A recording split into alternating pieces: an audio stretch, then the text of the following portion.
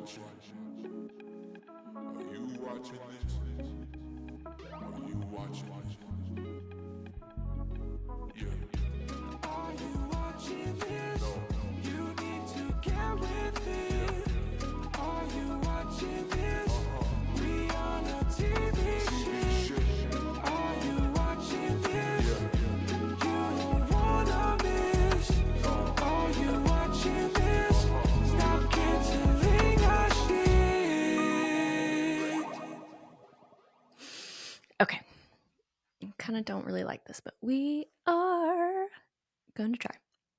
You ready, Penny? Are you ready, Penny? Are you ready, Melly? All right. Welcome to the Are You Watching This podcast, the podcast about TV shows you should be watching and whatever else we want to talk about. My name is Chelsea. I'm one of your hosts. Ellen, unfortunately, had to travel this week, so we did not have enough time to sit down together to talk about what we're currently watching and what's coming up next. But I will provide you with all that lovely information myself solo, which is not as much fun, to be honest, and kind of scary. I don't really like it. But here we go. Here we are. Ellen sent me over some of the stuff that she has been watching. So she has been watching the Love Island games. I do believe it's ending this week, but she's really into it. She's been posting a lot of tweets about it. She is also working on watching the first season of Interview with a Vampire. We talked about that last episode. Very horny. She's also watching The Rainmaker on Amazon Prime Video, and A Murder in a Small Town, which is on Fox. And I've thought about watching that one too. What I've been watching is I watched Chad Powers, and I surprisingly enjoyed it. I really had my reservations about it. I'm not sure why, but there's a lot more heartwarming, endearing aspects to it than I previously was anticipating. A lot of this other stuff I do want to wait until I can sit down with Ellen to talk about, but quickly, I did check out the first episode of the Lowdown on FX. That's the one with Ethan Hawke. Really loved the first episode. I like the vibe. I like where it's going. I'm for sure going to keep watching that. Also currently watching Wayward on Netflix. That is a very good show to be watching in October, right before Halloween. It's funny, it's kitschy, it's scary enough where you kind of want to have to watch it during the day. Definitely check that one out as well. I did watch that All of You movie on Apple. I'm going to talk to Ellen about that one. That one was okay. Also, Alien Earth finished. I believe Ellen's also finishing that up this week. So now all the episodes are out. You can go binge watch it. Do want to talk to Ellen about that one as well. I have feelings about it. I'm not really sure what those feelings are, but we'll discuss it next week. Okay, so there's another show that I've been watching that I mentioned last week, which is Dancing with the Stars. And this is not a show that I've regularly watched. I've maybe watched one full season. I definitely know what it is. I know that people like it. There's 34 seasons. This is the 34th season, but I've just never really sat down to watch it. And once I have been, or when I did these past couple of weeks, it really inspired me. So I'm going to start doing this segment called Chelsea's Review at the beginning of each episode. Well, I guess depending on if I'm inspired enough, I'll try to push myself. But to do a little review of a current show that I'm watching. It might be a little cheeky. It might just be a little more in depth, maybe a little bit of both. So I'm going to share with you Chelsea's review of Dancing with the Stars season 34. It is easy to be hypercritical of anything consumed by the masses and or find yourself consuming such content in the same manner as when you eat the last Pop-Tart without even noticing. Your favorite TV show has fewer episodes and production value is going down. Shirts are thinner and twice as much. Restaurants are choosing higher profits over quality and customer service. Once they realized we would accept so little, they kept giving us less and less. From afar, looking at Dancing with the Stars, you might see the same. Reality TV stars, TikTok dances, slutty outfits. by all contestants, texting to vote, and opening scenes that end with confetti cannons. Shining drivel. The glitz and glam can appear to be a facade to hide the lack of care going on behind the curtains. Spend a few more minutes enjoying Dancing with the Stars, you see that the facade is actually not a facade at all, but a sturdy, well-constructed show built brick by brick with strong cornerstones.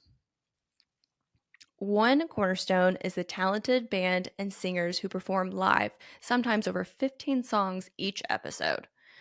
The contestants, Alabette, celebrities looking for their next paycheck, are another, beaming with pride as they huff and puff, trying to get their breath after dancing their hearts out. The judges may not be Prue and Paul Hollywood, but they are as close as you can get over here in the States, with or without tariffs. The judges spend the whole episode spreading positivity, reminding us of how in short supply joy is in these gray United States. Last cornerstone is the host, Alfonso Ribeiro, who is no stranger to your screen. You may know him as Will's nerdy but lovable cousin, Carlton Banks, from The Fresh Prince of Bel-Air. You also might know him as the winner of the 31st season of Dancing with the Stars, well earning his position as the host of this 34th season. The Dancing with the Stars production crew is hard at work, tirelessly each week to bring an hour and a half of solid gold entertainment to your screen while the contestants dance to the death, providing a short reprieve from the online slew of disparaging comments made by bots that go back and forth endlessly about the political climate, global politics, and AI-generated memes that are sending our planet into an early grave. Russian slop. I tuned in to see Dylan Efron in a shirt unbuttoned down to his navel and stayed to admire and appreciate all of the hard work going on into the show. So should you.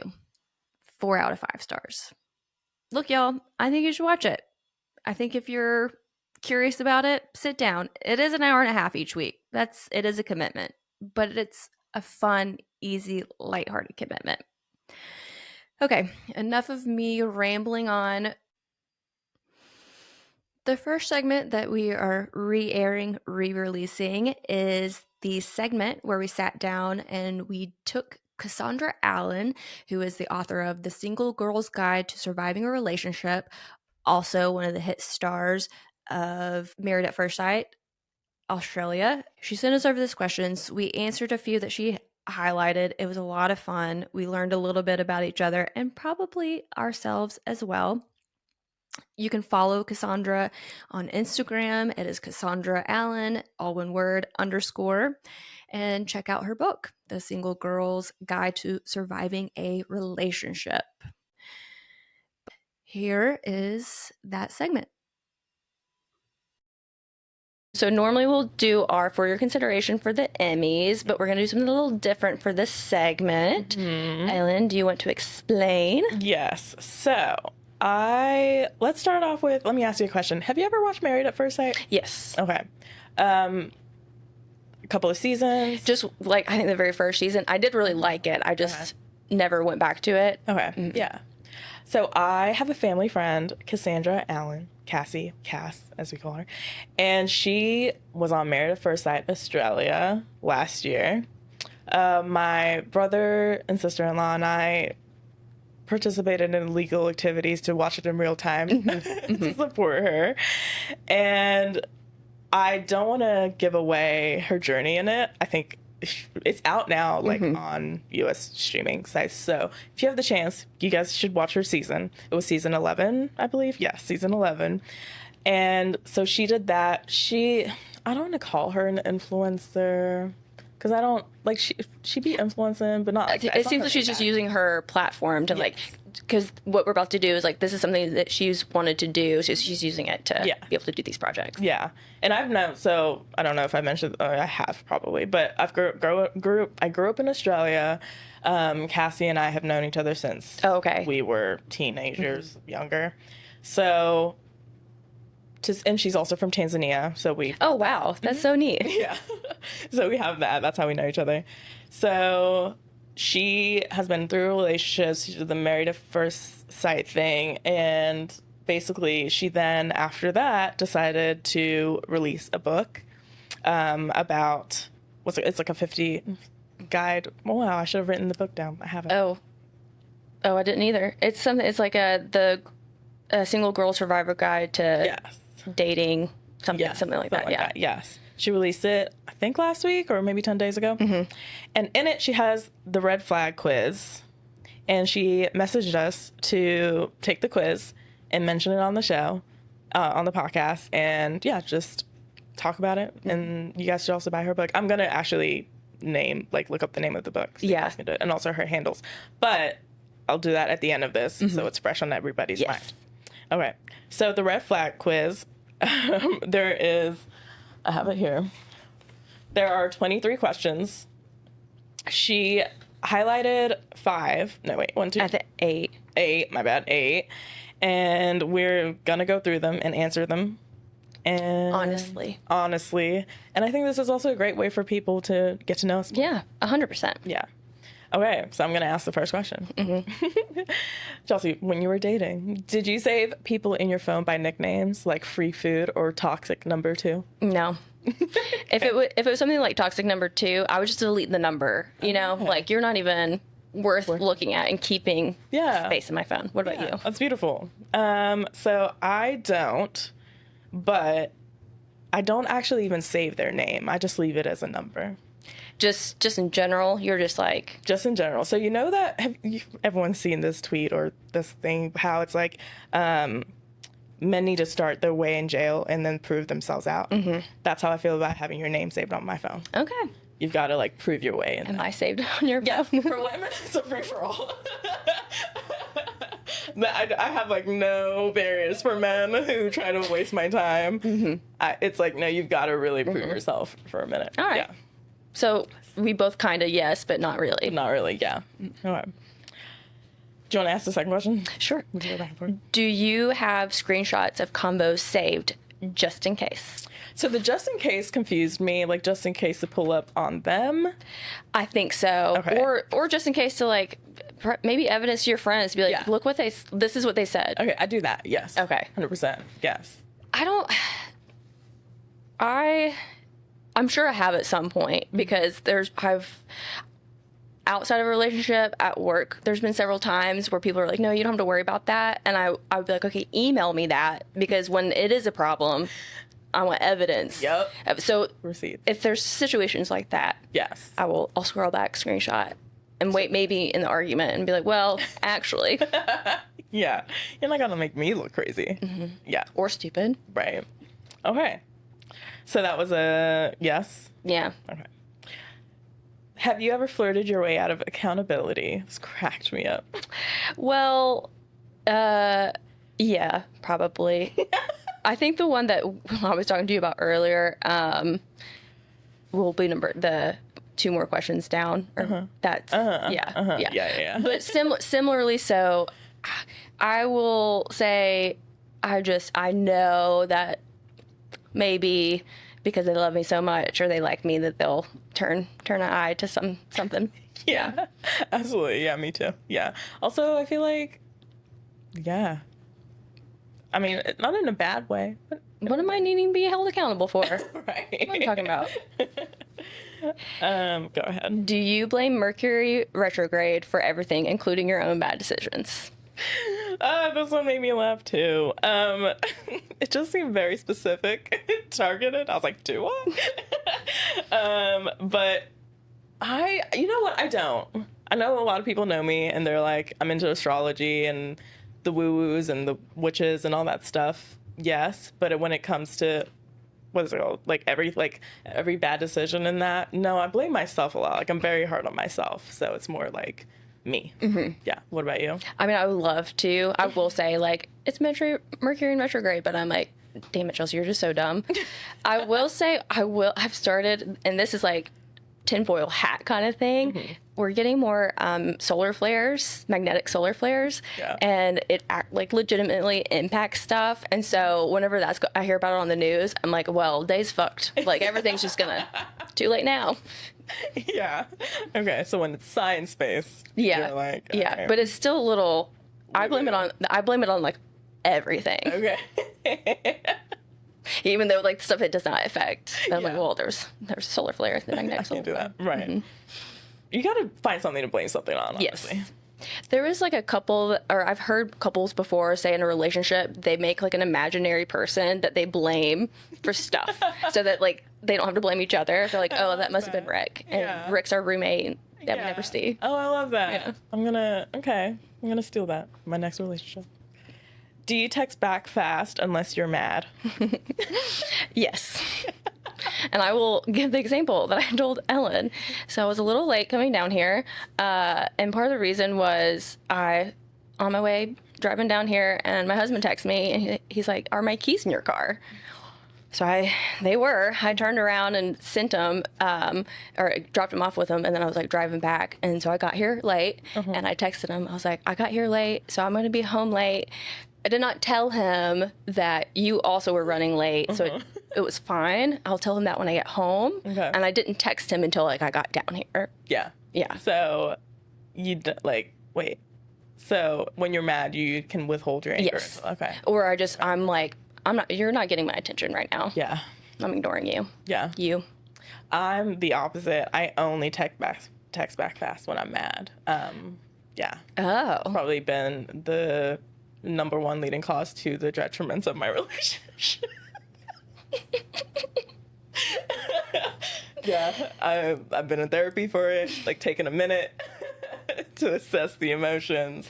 Okay. Yeah, apart from that, yeah, if I'm happy, I'm not really texting. Is back. that also when you're talking to somebody and they like make you mad? Or is it is it the text where you just feel like you can really hone in your words? Yeah, I think it's more so when I'm just like casually dating somebody and you really don't know me that well, it's like hard to get me mad. But if it's like we're locked in, I've got me, and then you're making me mad. I just hate being mad because it's like, why are you doing this? I don't like this emotion. So then that's where it's just like rage more. Yeah. Healthy. Listen, Well, the yeah, only red flag I have. it might come back up.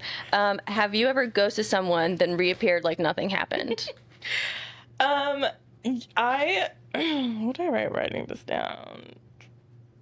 I mean, yes. I feel like, not to be all like a downer and like blame, talk about accountability, but I feel like if one has suffered from depression, That's exactly what I was going to say. right?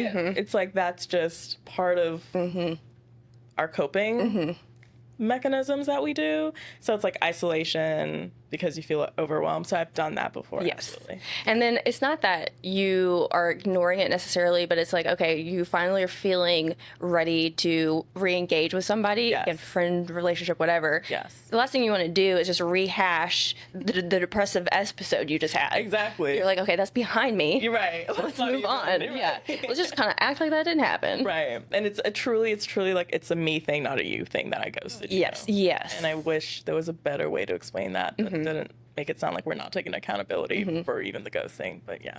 There are some people, no, I'll just say I just stop talking to people. I don't come back in their lives though. Yeah. Yeah, that is like a very family trait. You piss somebody off and like you cross a line with them, a Yeah. boundary that's like, Then you're done. yeah, That's funny. yeah. So Second List 2 TV, there's an episode of Insecure, like not an episode, but like a story arc that they do for one of the guys Issa dates, and he ghosts her, and then he comes back and he explains Yeah. his depression. yeah, Yeah. I was like, yeah.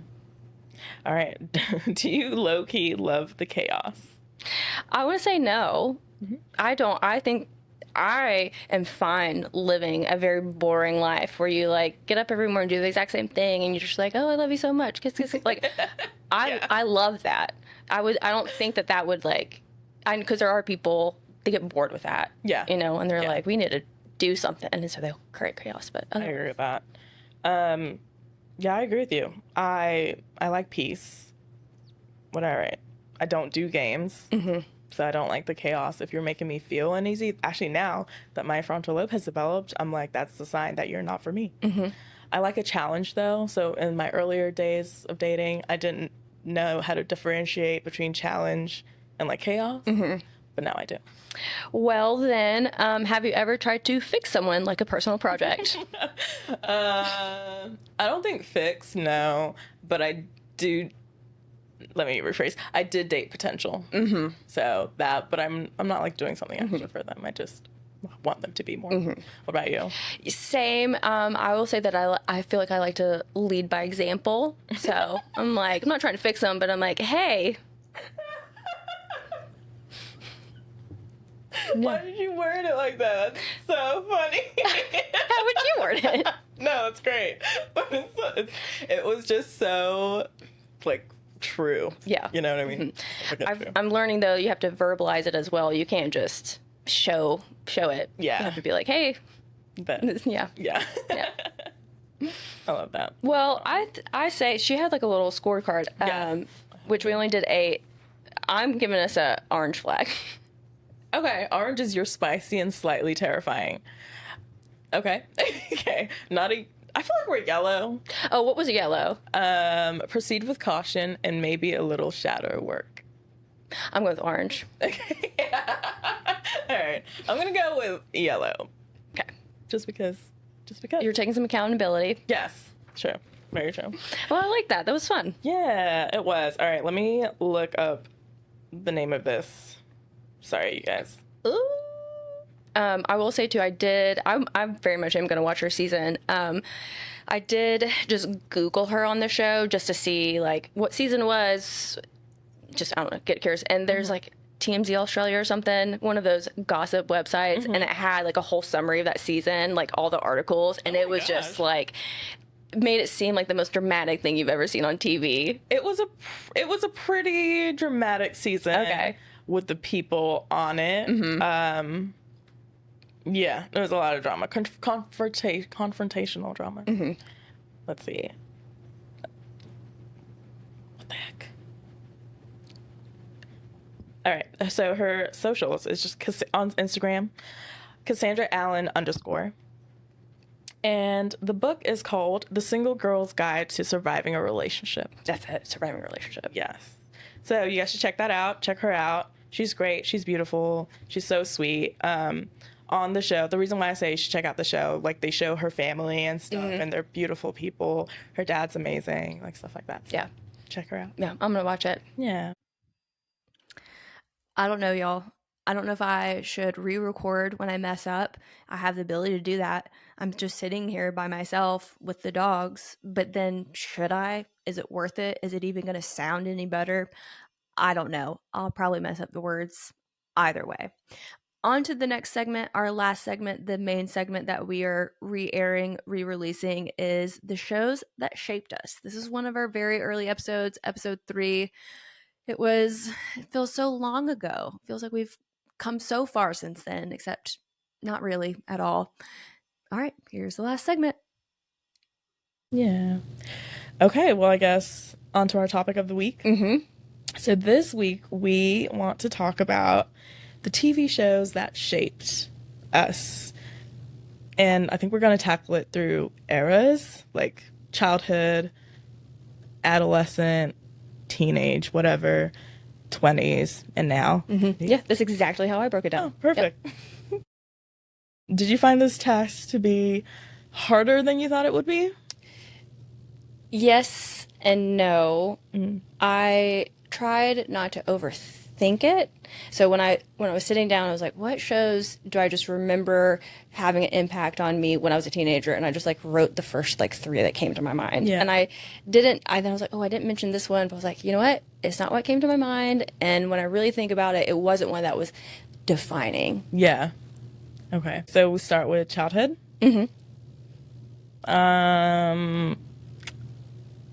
You can start.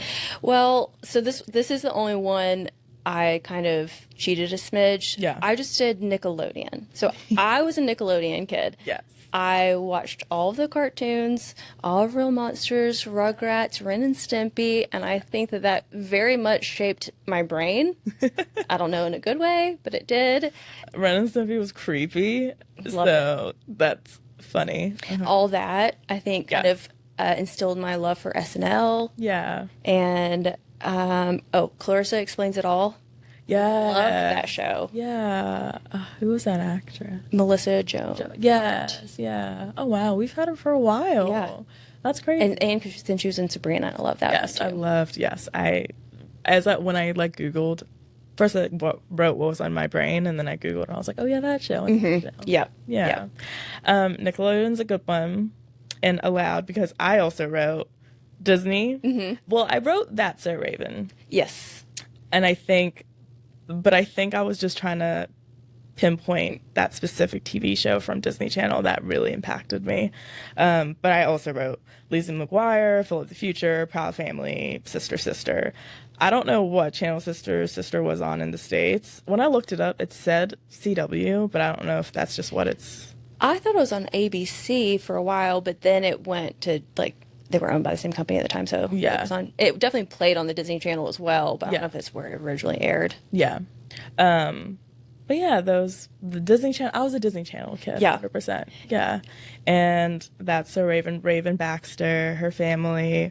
I just thought she was funny. I thought the premise was really cool. I try to do the eye stare in my little moments of, thinking the camera's on me as a child. Great show. And we've talked about this before, but I think we got really spoiled and lucky with the time we grew up in, because they don't do it like that anymore, at least from what I see. The real life kids shows now are, I don't know, they're lacking something. Yeah. And not that That's So Raven was the best written show in the whole entire world. No. But it had a little bit more originality. Yeah. The characters, relationships Yeah. were closer. Agreed. Even like Sweet Life, Zack and Cody, Hannah Montana, it was a well-written story and premise, and all the characters made sense. I'm so grateful that we grew up during that time. And I think as you like credit all of that and stuff, I credit That's a Raven for kind of my humor, I would say, too. I thought she was really, really funny. Funnier than people give her credit for. Yeah. I want to... Do I want to... No. Yeah, that's all I have for childhood. Yeah. Do you have it anymore? No, again, yeah, it was just kind of that whole Nickelodeon vibe. Yeah, era. I had Kenan and Kel for Nickelodeon. Yes. Yeah. That really shaped me, too. Yeah. I think, has Keenan just been in the same studio since after Mighty Ducks? Talk about a 360 deal. Like, Yeah. he is locked in for life, it seems. But he's off of SNL now, right? No. No? Oh, I thought they had like a whole retirement party for... No? he's still on there. Oh, no, this is getting to be like abuse.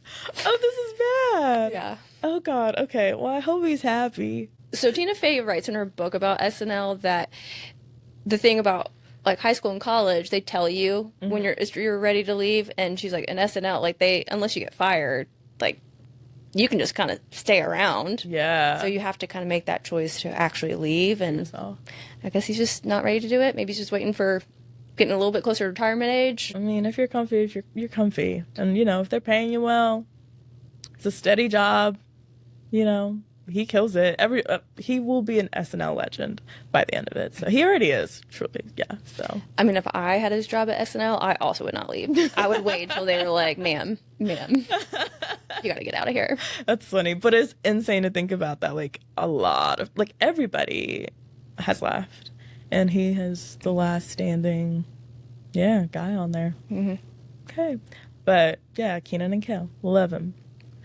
Okay, so then adolescent, pubescent, teenage years.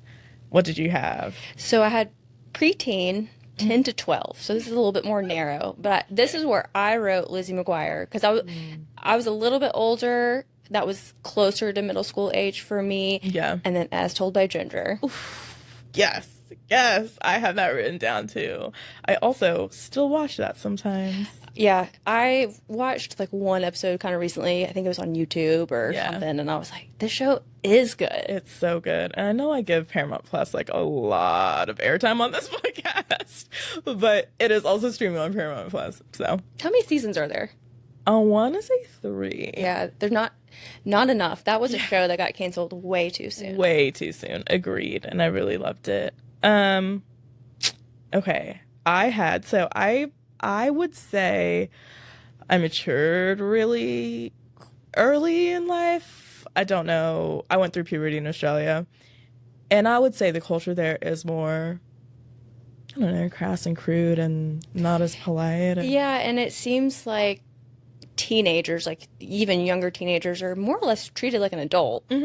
yeah. You know, like Yeah. for the most part, Yeah. they're not as, it's not even like adult responsibilities, but just they're not as sheltered. They don't Yeah. have like, oh, you can't be out late. Just Yeah. be careful. Exactly. Yeah. And I think it is because it's like a safe society in general. What are you Like, saying about here? we all know what America is. But so when I thought puberty, teenage years, I realized it was actually the first time I got into like binge watching, but like through downloading, piracy. And I couldn't remember which show it was.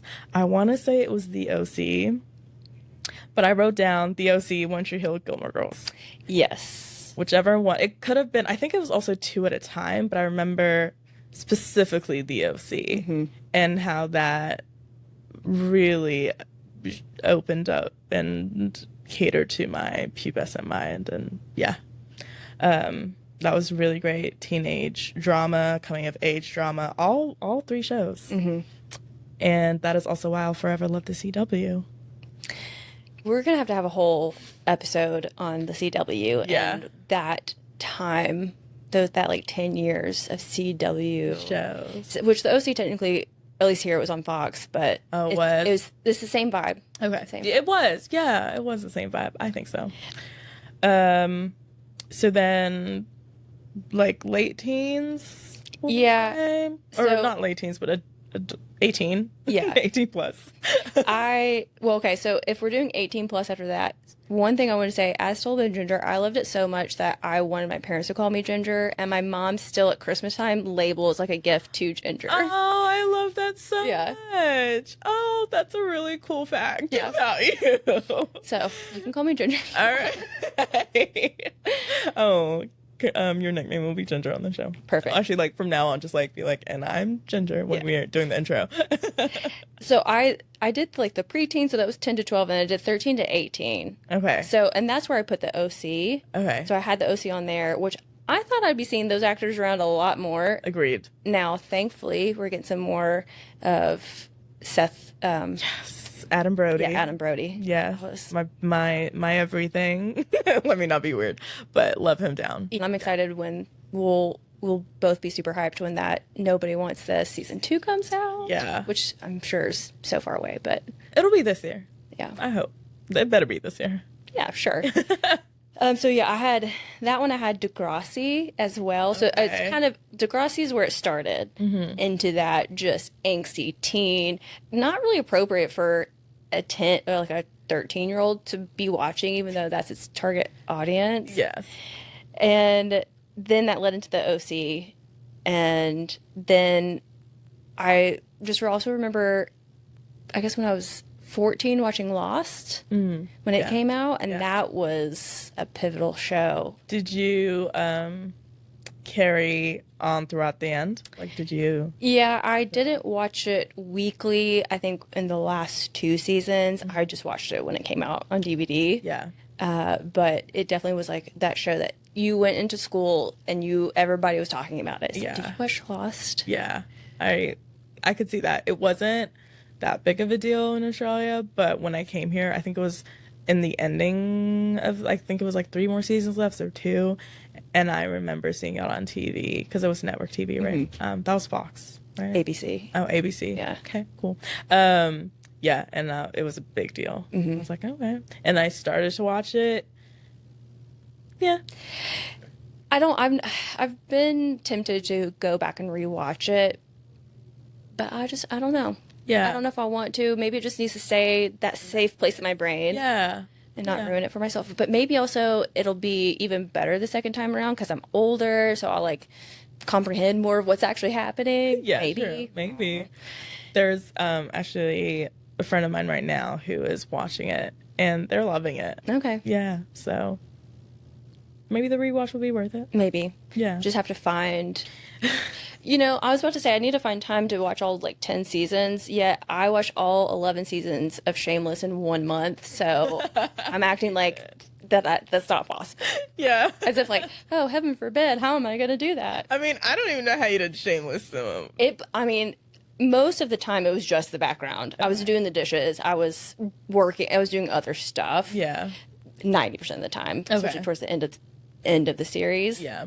So I wasn't just like actively glued to it for Yeah. God knows how many hours that was. Because what was that, 8 seasons? I think it's 11, isn't it? Shit. Yeah. Maybe it is just 8, but still. It's a lot. And again, 40-something minute episodes. Yeah. Yeah. Okay. The last one I had on the like 13 to 18, because The Office came out, so I think we're about 3.5, 4 years apart. So it came out when I was in my junior year of high school. And it was one of those shows that definitely changed. It was definitely a new show of that type, that like documentary type. Yes. So that paved the way for all these other shows. Yeah. And another one that everybody was just talking about. I agree with that. Became kind of a cult classic pretty quick. Yeah. I didn't get into it until maybe like the 3rd season. But it was talked about. I realized also doing this list, I didn't get into comedy television until later. So, and mine's reversed because I did put Lost in the OC, but I had a harder time thinking of the drama shows, and all that was really coming to my head were comedies. That's funny. Interesting. Good balance. That's cool. Yeah. Okay. I don't. There was a moment here. I know we're doing like timelines, but this is within my teenage years. Like, I want to say later teens. Bones. I've talked about it before. I will always give it its shout out. It was my first procedural show. My first. Well, not my first, because they had that in TV shows, but I guess my first adult show of like a will they, won't they, with the 2 main characters. What else did I write about it? And then also with like her team, because she was an archaeologist. And yeah, I really, really loved it. I binged, I think, the first 2 seasons, and then I watched, or maybe 3, and then I watched it every week. And then I also got like the box sets. Like I was a devoted Bones fan. And some people do like NCIS or Criminal Minds or stuff like that, but for me it was Bones. I've heard Bones is kind of out of those type of TV shows is the one that I hear people talk the most highly about. Yeah. I've heard multiple people, and it's a lot of people's favorite show. Okay. As well. I feel like not enough people talk about it. So sometimes I feel like whispering it, like, I like Bones. Just to see if somebody responds. Yeah. But I'm happy to hear that. I'll be a little more proud loving it. Even though I have been pretty proud about it on this podcast. Yeah. I've actually never sat down and watched it. I've definitely watched it. It is a show that even now you turn on the TV and there's probably a channel playing it. Probably, yeah. But I've never sat down and watched it. How many seasons were there? I want to say... No, I'm just going to say 8 to everything. That's a pretty good guess. Yeah. Maybe 6, 7, 8. The last 2 were... like whatever. They finally got together, and listen, it's been 15 years. If you haven't watched it, this is not a spoiler. This is just you deserving to get shit ruined for not watching the best show ever. No, it's not. But the last 2 seasons were whatever. So I think I didn't check out. I just watched it later and finished it off. But I did finish it. Would you say it's kind of one of your comfort shows that you go to now? No, I'm not a big comfort show person. Okay. I'm more of my comfort is what's new. Let me find something new to watch. Yeah, I don't go back and watch shows for comfort. I will go back and watch shows to either just like experience it in a different time or because I really just don't remember. Okay, learned that about you then. And then my next one, and this one I'm pretty proud of. I feel like everyone has a HBO show. Sex and the City, The Wire, The Sopranos. For me, Entourage. Yeah, you talked about that last episode. Yeah. Binge that. It was sexually charged, again, teenage years.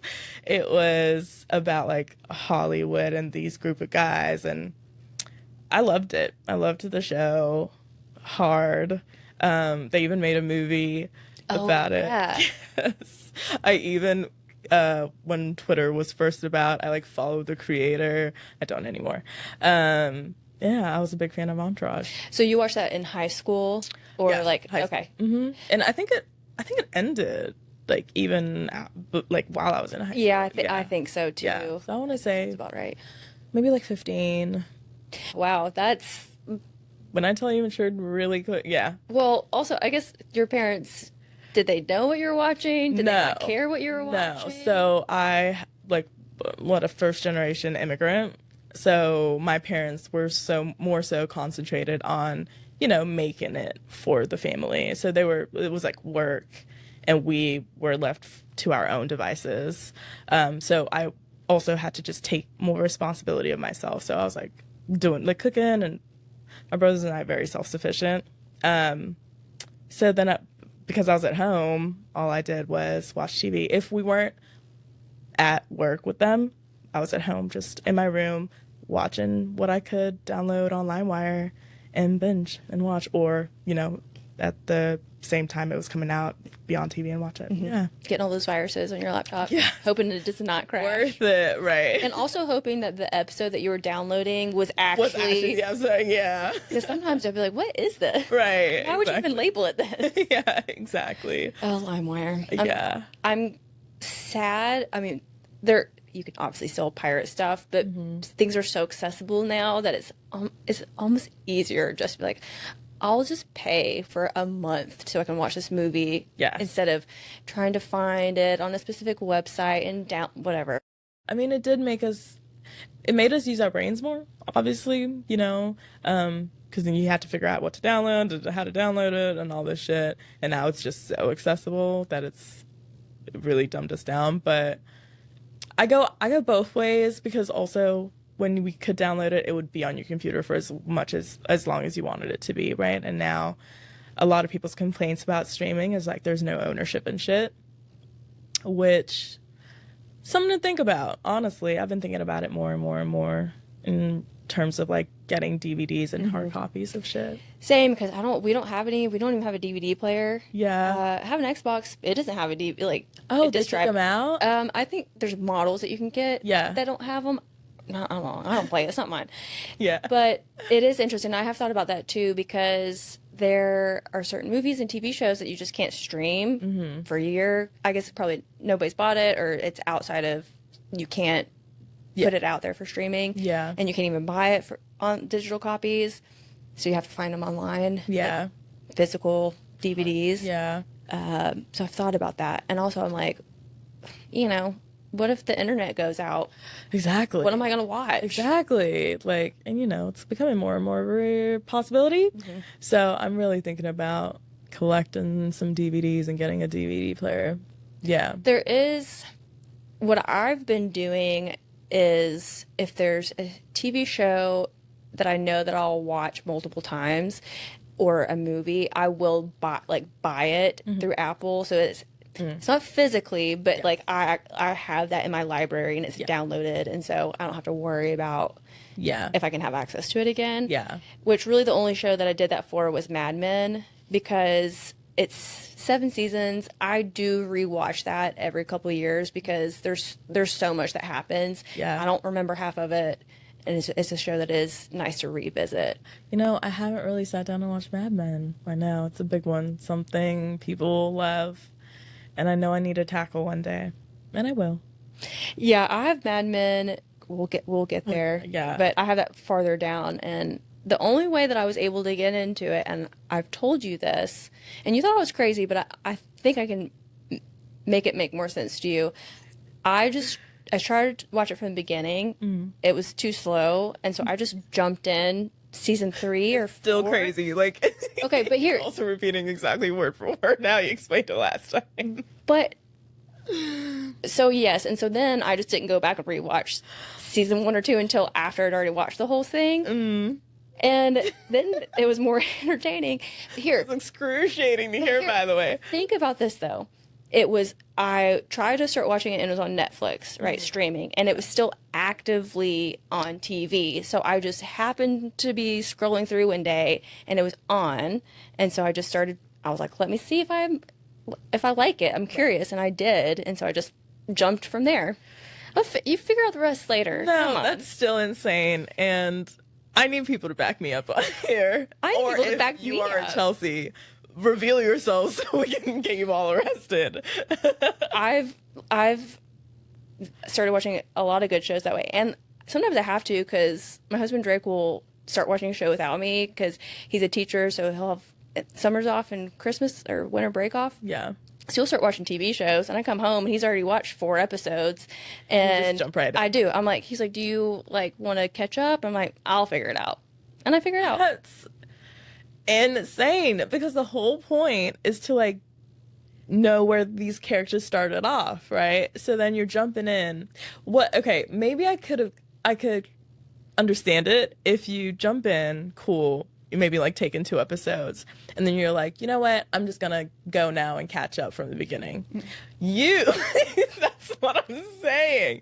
Oh my God.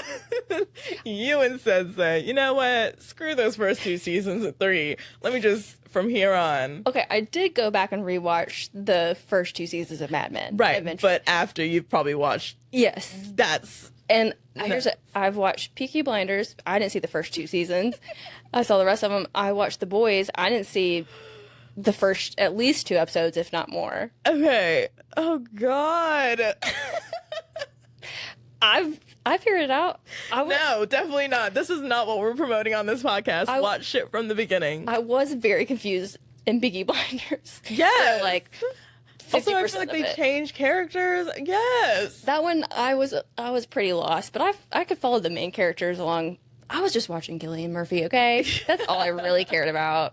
But if you watched them from the start, you would have been even more obsessed and loved. I believe that. I'm not saying that my method is like the correct way. I just think it's a way to get into a show that you just can't get into from the jump. This hurts my soul Just- so bad. Just find an episode. Go online and Google what's the best episode of this Heck show no, don't do that. No.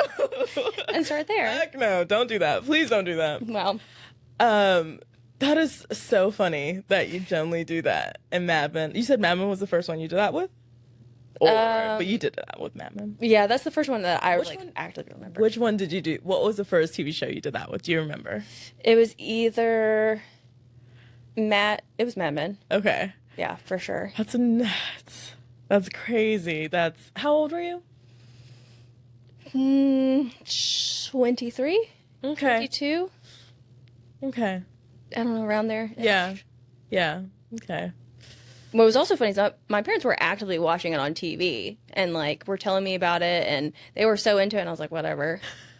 And then they stopped watching it, and I started watching it. Oh, that's so funny. Yeah. That's crazy. And I really do hope you kick this habit Never. one of these days. Never. It's not good for your health. I don't know. I could never. Critical thinking skills. I have No. to really apply those because I have Why- no idea about what's happening. Right. Filling in the blank, just like making up the backstory. That's. Oh It my works. God. It works for me. Okay. And that is what's so beautiful about life, how like different people are. You know, different, crazy. I don't know. Whatever. You can call it whatever you want. Okay. So that was teens, right? So Yeah. now we're kind of in. I have like young adult, college, 20s. Okay. I'm Probably- gonna go from like senior year. Yeah. Just because I remember this one Mhm. senior year. And I think that's also when I said I realized I did comedy until later. I feel like my comedies I wrote down was like My Wife and Kids. I loved that show. I still watch it if I see it on TV. Yes. It is like you can't see it on TV and not finish the episode. It's so good. Yeah. It was just a sweet show. It was so funny. yeah. Was it Damian Wayans? Wayans, Yeah. yeah. Just Christian killed that Campbell. character. Yes, I love. And Love he's him. very handsome, and Yeah. his son's very handsome. Yes. And speaking of his son, so then I watched New Girl. Mm-hmm. I believe it came out maybe junior year or senior of my high school, and I was obsessed. It was everything, and I remember I had a friendship group, and I was like, "You guys have to watch the show," and I would label them the characters. So my friend Cole was Schmidt. Me and my best friend Kat, we were Jess and shit. What's her friend's name? Whatever. That's hilarious that I don't remember. But I loved it so much. And then they watched it and they loved it too. And honestly, it was probably in that moment where I like knew I had great taste in TV shows. Like truly, I was like, people need to listen to me more. So New Girl was a defining TV show for me. And it's funny because, like, you know, people would say 30 Rock or Scrubs or Arrested Development or Friends. But I really didn't get into those until later. Yeah. Yeah, I put 30 Rock later. Yeah. That's more of college age. I didn't watch it when I was in high school. Yeah. But I did like New Girl. It wasn't like a defining show for me. It was more of a comfort show. Yeah. That was a show that it felt comfortable watching. Yeah. There wasn't anything super scary that was going to happen or too sad. It was going to The be stakes funny. weren't high. Yes. Yeah. So that's Just friendship. Yeah. and romance. Yes. What about you? So Of- this is where I have Mad Men and 30 Rock. And I also put Arrested Development here. So I started watching it when I was 12, when it first was on TV, Yes. which I So should not have been. It was on network TV, so on Fox, so it wasn't that inappropriate. But Yeah. my family and I would sit down and watch it. But it was canceled after 2 or 3 seasons, Yeah. and then it got picked up through Netflix. Yeah.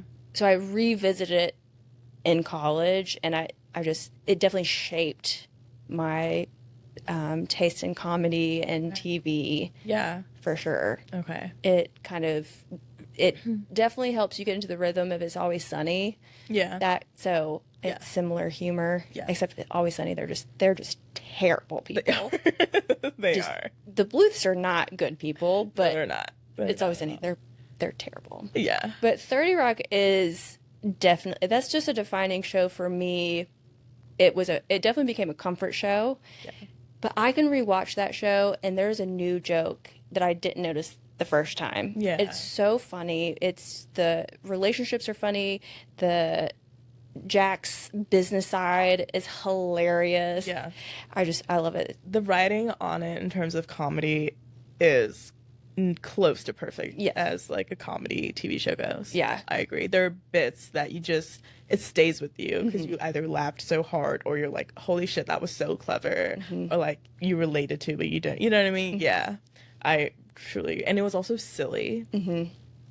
With, what was the blonde girl? Jenna Maroney. Yes. Yeah. Jane Krasowski, yeah. I think. Yeah. Which she's in Kimmy Schmidt. Yes. I watched that. Did you watch that? I watched the first half. It didn't catch me right away, but I do want to watch it because it looks very, very funny. I always see clips on the internet, and I'm like, gosh, that's such a funny clip. I need to. It's good. I Watch liked it. it. At least the first 2 seasons were very solid. I do think Jenna Maroney, that's the actress's name? Jane Krasowski. Jane Krasowski. She kind of plays the same characters. Yeah, but it's all right. She nails it, so we'll allow it. Also, the cast of 30 Rock, I thought they would also go on to do bigger things, but I'm trying to think. I mean, Alec Baldwin has 7 kids now. yes. And apparently they just got a reality TV show. Did you see that? Yeah, TLC. I probably will at least watch one episode just to see what it's How about. crazy his wife apparently is. Not go too in on her, but yeah. Yeah.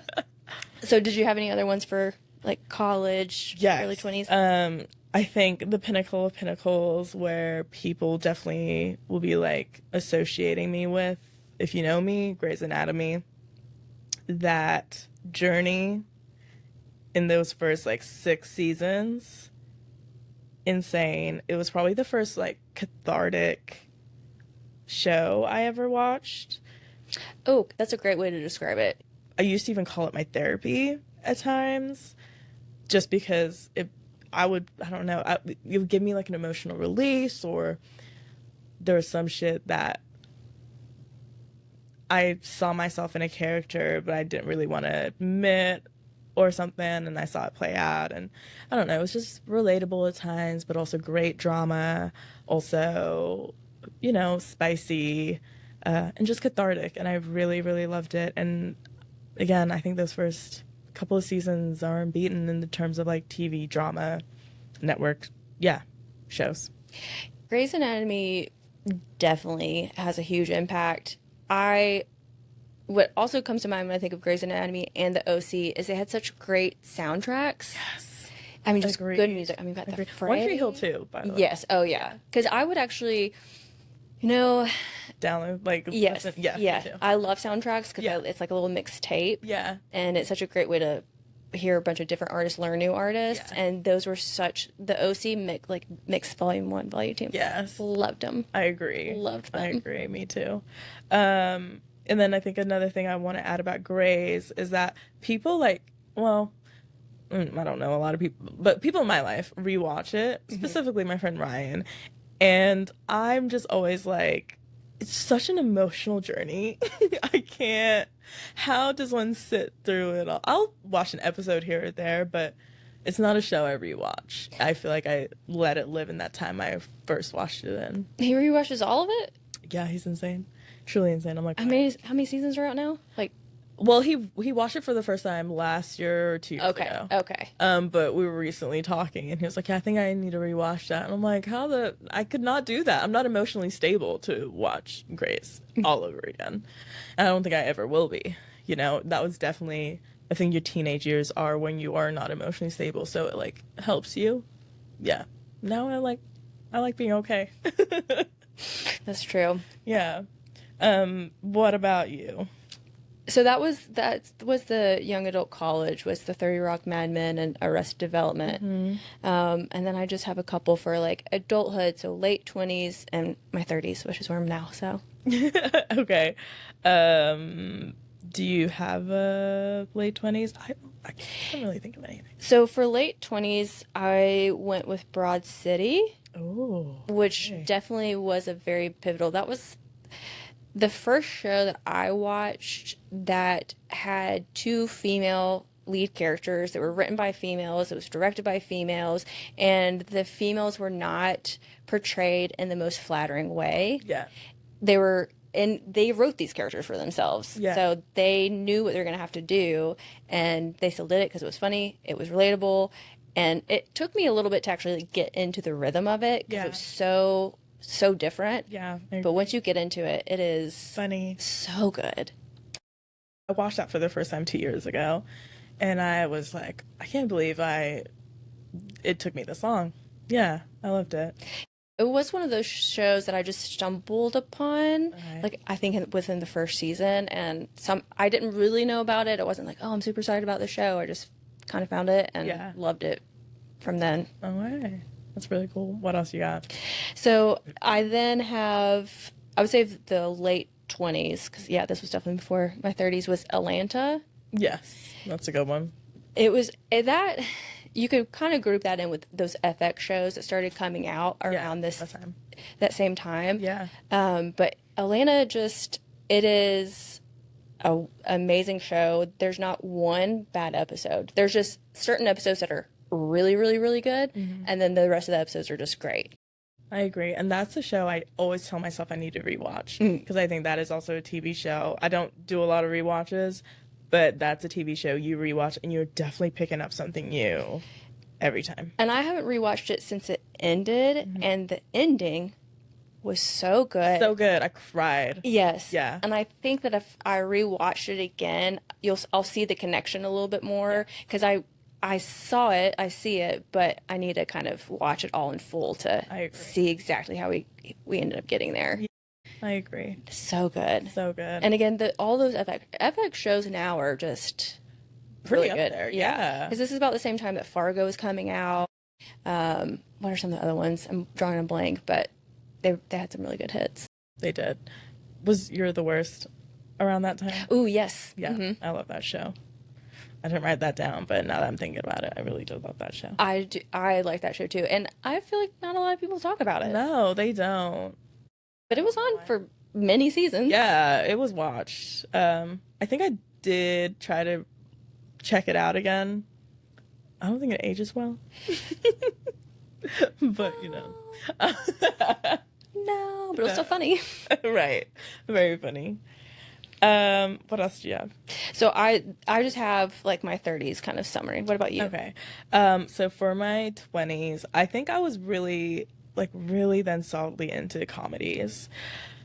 So, or like obscurity. I'm gonna throw it out because I was like pretty obsessed with it. It's a show called The League. It was on FX. Yes. Yeah. Yes. That show. Sorry, you talk about it. I even started like a blog and made a whole post dedicated to The League. Like, I loved that show so much. I felt like at the time it was the perfect thing of my humor. I was like, this is it. If you're like, Ellen, what is funny to you? This is it. 100%. Yeah, The League. So good. It was so good. I don't know if I've watched the whole thing, but I think what people need to know about it, because if you go to look up what the premise is, it's about these guys that are in a fantasy football league. Yeah. And if you're like me, Or like me. I don't give a shit about that. At all. But it's not about that. Mm-hmm. It's not about that at all. I mean, that is kind of what the story works around, but it's about their friendship, it's about their marriages, Yeah. it's just funny. It is so funny. So funny. Just like the bits, it's so funny. I loved it so much. And then I wrote a couple of things, so I'm trying to like figure out which way I want to go. I also got into like dystopian sci-fi.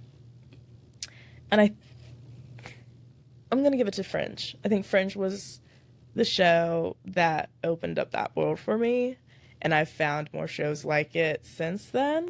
Wait, the show's just called Fringe? Fringe. Oh, Fringe. Yeah. Okay. Have you heard of it? Yes. Yeah. Okay. Yeah. I was like, I've never heard the show French. Tell me. I think it was on Fox, but I'm getting all these networks wrong yeah. today anyway. But it doesn't matter. It was on a network TV. Yeah, and it's it's not on right now, so you can probably find it streaming somewhere.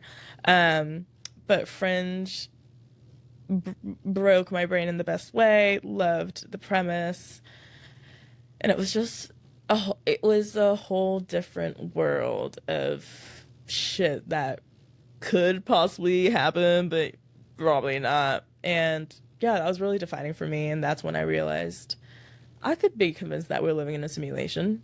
Yeah. I didn't watch that show. I did not know it was just like a dystopian kind of show, or like Yeah. a future An alternate universe. Yeah. I would say it's more of an alternate universe, not so much the future, but an alternate universe, because it's like they're doubles and shit like that. Okay. Yeah. I did not know that's what it was about, so now Yeah. I'm curious. I loved it so much, and then that opened the door for me. Have you heard of Orphan Black? Mm-hmm. Like, I loved that. Like, just so many other shows came about and I really got into, but I would probably say my first ever go of those shows was Fringe, and that was really defiant. Like, it defined a bit of me, like the nerdy part of me that I want people to know more of, I guess. Mm-hmm. Yeah. I would say that's all those are my 20s. There's so much, like, I feel like that's where I've really watched a lot of TV. A lot. But I'm just going to give it to those two. That's again, we could talk forever about Exactly. the TV shows that we loved, but those were the ones that I think between the two of us that that's what pops in your head, and when you really think about it, it defined either like you said, your love for this type of sci-fi or humor. You learn about yourself Yes. through these shows. Yeah. Exactly. Your tastes and preferences. exactly. Well, yeah, because I guess you are just now starting your 30s. The only thing I wrote down for 30s is Apple TV. Apple TV came out around when I turned 30, and it's half the shows we talk about are on Apple TV. And so I'm just gonna put Apple TV. That's so funny. Okay, that's a hard question. I was gonna say, what was the first one where you're like, oh shit, Apple TV's got this shit locked down? Well, the first thing that I watched Oh, I know what you're gonna say. was the morning show. Yes, that was your first show, no? Yes. Yeah. And I think we've also kind of discussed that we'll probably have at some point a whole episode about Apple TV because there's a lot to say about it. Yes. It hooked me. I mean, the first season got me, and I was impressed because they had these big name actors for their first show. Yes. And then also Michael Scott, what's his name? Oh, Steve Carell. Steve Carell. This was his first like other TV role since The Office, I want to say. Oh yeah. And I think that was also a major thing. And I know when I watched it, I was like, whoa, in terms of his character on the morning show. Mm-hmm. Yeah. Yeah. And then, but then we got like Ted Lasso. Yes. And then they just started introducing these other shows that were just so different than what was on the other networks. Yeah. Or other channels. And I think that it's really turning into something really interesting. There are, except for maybe Prime Target, but for the most part, they're putting out these shows that are a high budget, really quality actors, unique stories. Yeah. I think that that's what really stands out. They're really investing in these kind of little ideas. Yeah. I agree. They definitely have the budget, and they are picking up shows that I feel like the other networks don't want to take the risk on taking on. And I think Apple TV, I mean, it seems like they have, we'll talk about it more, but it seems like they just have enough money to be like, you know what, here you go. Well, that's because they charge us $1,000 for a cell phone. They fucking do. Yeah. But it's worth it. I think this just popped in my head, but if we're talking about my 30s too, I have to mention Fleabag. Oh, yes. Fleabag, there's only 2 seasons, and that makes me so sad, but they are 2 of the most perfect seasons. The story, the way it ends. Yeah. Ugh. And you see her growth, and she's late 20s, early 30s, and so her feelings are very relatable. Yeah. And it's also a female character directed, wrote by the actor Phoebe Waller-Bridge. Yeah. And it's just perfect, and she's not painted in the best light all the time. And that's what makes it so great. And very realistic. Yeah. Well, Fleabag. more realistic, like emotionally realistic. You can relate to it. When I think of a perfect TV show, Fleabag is pretty up there. It's probably top 5 for me. For I don't sure. know anybody who's watched it that it's like, no, I don't like that. No, yeah. Yeah, I like that a lot. Are those the only? So you said Apple TV and Fleabag. That's my 30s right there. That's so funny. Okay, I didn't think of any because I just turned 30, but I want to do like a late 20s maybe. Yeah, because you said Fleabag. Do I want to say this show? I do, because I think it really made me nerd out on. I realized I loved writing in my 20s, and then that also like really got me into. That's why I love TV shows. It's like I love the way people write stories and tell them, and I would say the show I May Destroy You. It was on HBO. Michaela Cole wrote, directed, created it, and the storytelling was so incredible. It made me geek out, made me so happy. It was also like a dark topic, and I think the way it was also different. It was British culture, so it was like a different culture than the American culture. It was just a great TV show, and I remember watching it and also being very obsessed. And in my brain, I was like, God, if I could write something like this one day, life set. I probably will never, and I also don't think I want to attempt to. It'd be great if I could, but whatever. But that TV show really defined like the artistry or artist in me. Yeah, that's interesting. I have heard of that show, but I've not watched it, so I'm definitely very curious of the way that you've painted it. That's great. So maybe I'll add that to You should. It's Watch list. a lot, but it's great storytelling. How many seasons are there? It was just one. Oh, just one. Okay, It was just I can do that then. Was it one? Yeah, just one. Okay. Yeah, you could do that. Okay, perfect. Yeah. The other one I want to say, I mean, I want to say Succession. Mm-hmm. But it took me a while to get into Succession. I'm not gonna tell you what I did, but yeah. We all know what you fucking did. Oh God. What season did you do that? I think I skipped season 1. Okay. Season 1 was, it was pretty boring. It was so hard to get into. So I was just like, you know what? Yeah. We'll Whatever. just move forward. Yeah. I think I watched like the first 2 episodes of season 1. I was like, well, let's go. Yeah. I think I started to get into it. I tried it when it first came out. It was slow. It was like, okay, what's the point? It was also triggering. We were raised in family businesses. It was a lot. So I was like, you know what? I'm gonna put this to the side. And then the pandemic happened. I had time, and I started getting into it then, and I understood. I want to say, I think it was like the first 2 seasons were out by then, maybe the third, but it was honestly the what's his name? L to the O to the G rap Kendall? that Kendall does that sold me. There was beautiful things happening before then, but it was in that moment where I said, "Oh, these people are fucking nuts," and I'm into this. Yeah, loved it. Loved that show. I liked it too. I want to rewatch that show because I definitely didn't pay close enough attention to on the first watch. Yeah. There's a lot of stuff that I just did not pick up on. Yeah. And then it would kind of come to a conclusion. I was like, okay, I didn't understand that was really a problem. So Yeah. I need to revisit it. But what I really liked about that show and why I kept watching it was just the feeling that they project to the audience. Yeah. It's tense, but it's comforting because it's like you're in a family setting. Yes. You feel scared and happy at the same time. Yes, that's so true. That's very, very true. It is very tense, but also comforting because I think they also did such a great job of making the audience understand these characters, like all their shit.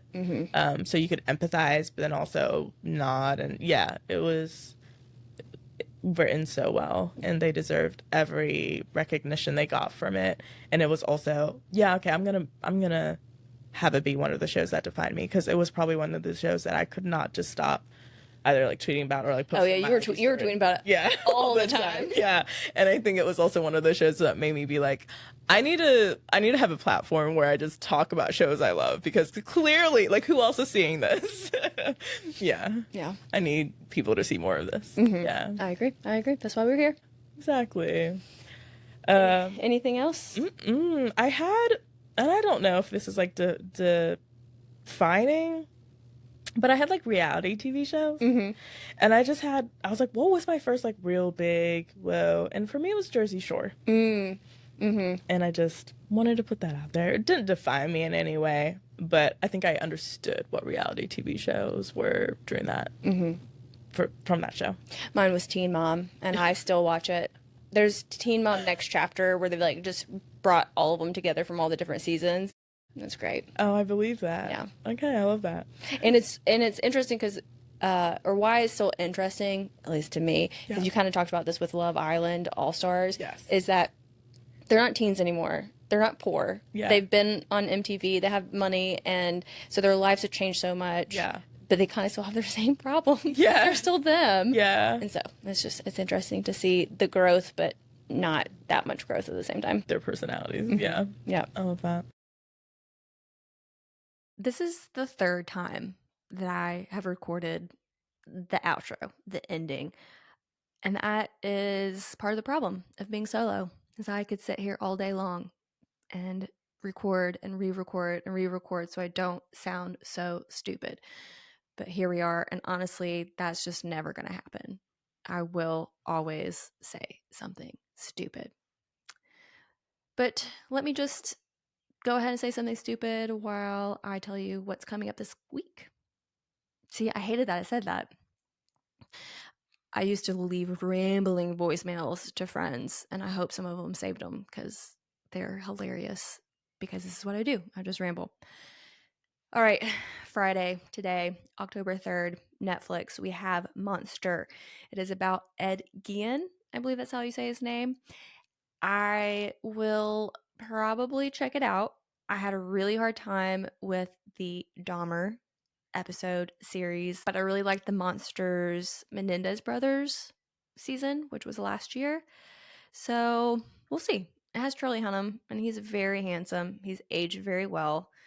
So that'll help kind of watch it more. Okay, anyway. We also have Saturday Night Live, the 51st season on Saturday, October 4th, NBC, next day on Peacock. I hope it's better than the 50th. I don't really have high hopes, but I will not trash it until I try it. We also have Boots, series premiere Thursday, October 9th on Netflix. I went to Google the synopsis of this. I refuse to use Google AI, and they are really trying to make me use it though, because they no longer include the Wikipedia link as like the top link. So now I have to go to Wikipedia directly and search for it. But you know what? Fine. If that's my complaint in the year of 2025, I'll take it. The synopsis that Wikipedia has for Boots is a secretly gay American teenager joins the American military alongside his straight best friend during the 1990s. It is classified as an American military comedy drama. It kind of gave overcompensating vibes from the trailer that I saw. Looked cute. I definitely am going to check that one out. And then we have Grey's Anatomy, season 22, Thursday, October 9th. Still around. I wonder if they're going to have a 23rd, 24th, 25th season. Probably. All right. Well, that is what is coming up next week. And until then, like, subscribe, leave a comment. Love us. We love you. Bye. Are you watching this? Are you watching this?